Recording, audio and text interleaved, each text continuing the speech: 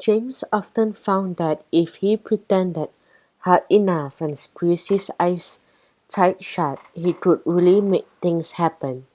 So now, because for Christmas he wanted a mountain bike with big fat tires, a bright green one like Paul Mullard had, he knew he had to pretend to go to sleep like a good little boy as Mom had told him. James, like Paul Mullard, he had always wanted to be best friends with him. James didn't have a best friend, and he knew why. James stuttered and stammered. He always did whenever he opened his mouth and tried to speak. So at school it was better not to speak, not if he could help it. It was all right at home. For a start, he didn't stammer and stutter so much at home.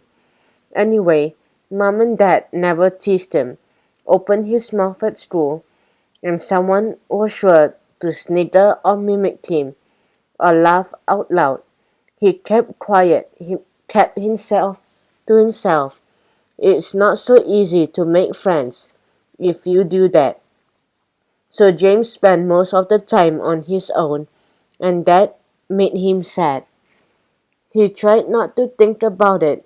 He always thought about Paul Millard's bright green mountain bike with big fat tires instead. It made him happier. James pretended as hard as he could to go to sleep like a good little boy. He really wanted Father Christmas to come and bring him that bike. He pretended so well that he soon pretended himself fast asleep. James didn't know it, but outside, as he slept, the snow began to fall. Silently, silently, on the garden, on the duck pond, on his swing set, and on his trampoline, on the fields and the hedges and the trees. Down on the river and up on the moor.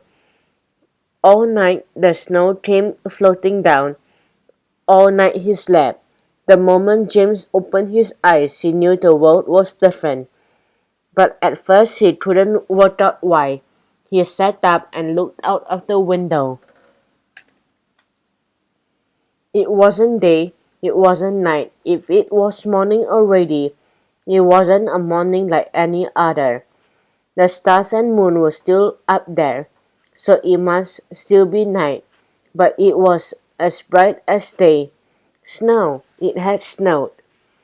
Silence lay like blanket over the house, over the farm, and everywhere it was white. The roof of his dad's shed was white. The seat of the swing, Mom's vegetable garden, Dad's tractor, which he must have forgotten to put away again, were white. All the barns and fields and trees, the distant moors, under the moon, all was silent and white.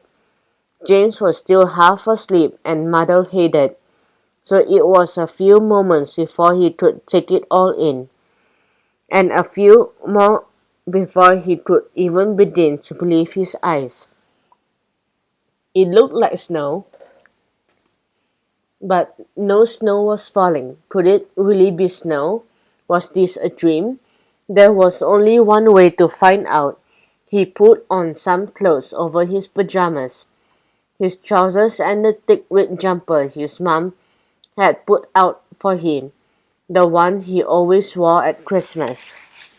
Not wanting to wake anyone, he knew